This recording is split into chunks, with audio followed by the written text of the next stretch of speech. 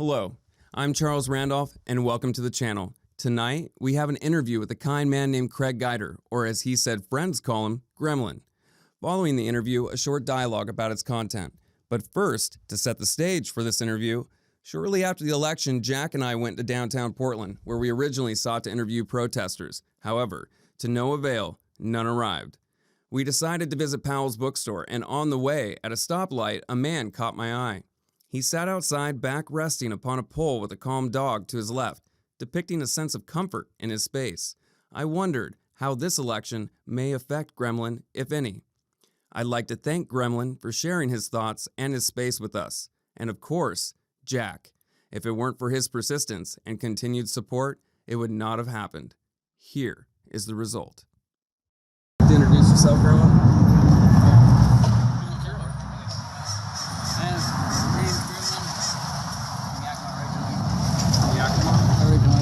All over the United States, hitchhiked all over, traveled most of my life, mostly on the streets.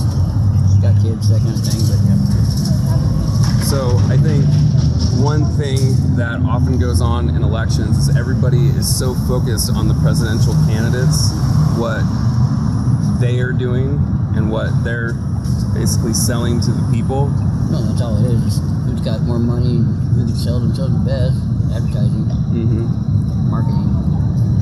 But I don't know if people necessarily consider people like in your circumstances, how that's going to affect you. Do you think, depending on the candidate that wins, in this case Trump, but if it matters at all, if you feel that way, that it will affect you? It's just a name, and most of the time, I'd say a good portion of the time, unless it has directed laws towards us as far as the homelessness, doesn't bother us at all. If people are making more money, the economy is doing better, we get better off because people are more willing to give and stuff like that because they have it. Doesn't matter.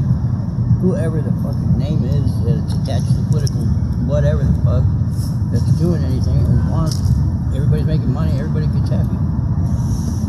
Do you feel like the social programs that they, again, sell that may be implemented help you? For example, more opportunities at work, or...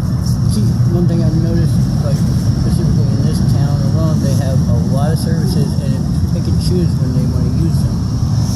They're like, right before this last little conversation they had over there off of a Yawn or whatever in that little place, they came through for a couple weeks helping everybody.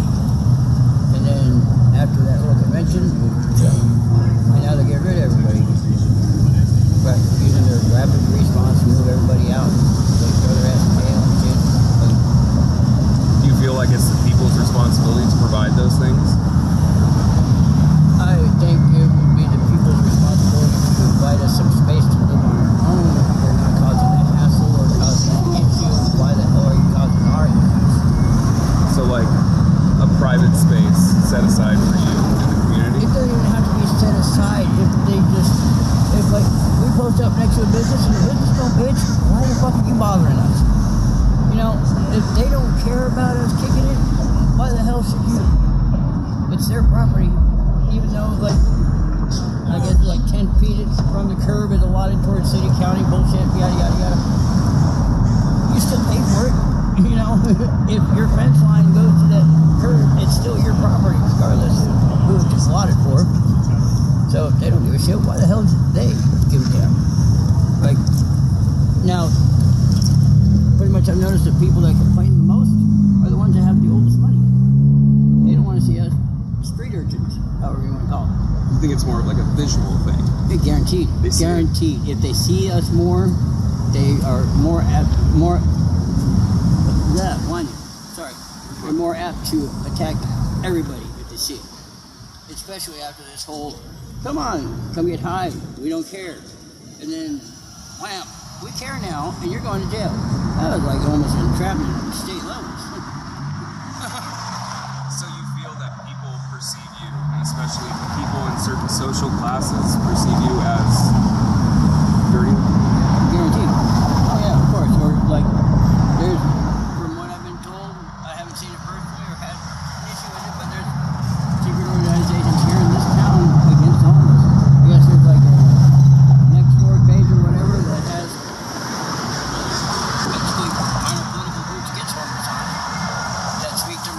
I'm all for that bullshit, but speak it to our face. Say it to our face rather than going through like political issues, going through bullshit.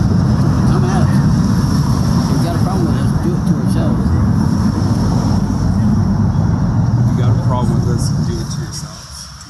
Do it to ourselves. Oh, you do it to yourself. Hey, come at us, say something. Like, don't just stand there with your thumb up your ass and use a law to try to get rid of us because you're too cheap to do the damn thing.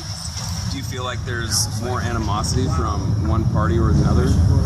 Oh, Or that it's more of just one social class or another? yeah, it's more monetary or social class than it is anything else as far as political standing. It's whoever has the money doesn't want to see the worst. So it's not the party, it's the people. Yeah, I guarantee it's And people. how they perceive you. And it's all intercepted. Everything. It's from truth to lies, to laws, everything is intercepted. Is there anything else that you'd like to say? Life sucks. We're at home. Dennis Lord. Thank you very much for your time. Yeah, no problem. I hope you enjoy your life. Likewise. I see two primary emergent themes that arise from this dialogue. One, we don't just see color. We attach adjectives to those around us based upon what they are near. A copy and paste mechanic, although natural in survival, faulty now in this day. Are these adjectives who they are? No. They have a name and a story. How easy it is to forget the identity and categorize them for a quick consideration of value.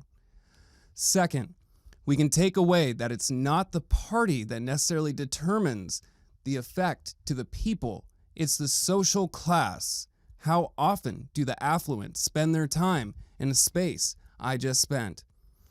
I know that man is worthy of my time, and I believe all in his position deserve ours as well. Thank you for watching. Sincerely, Charles Randolph.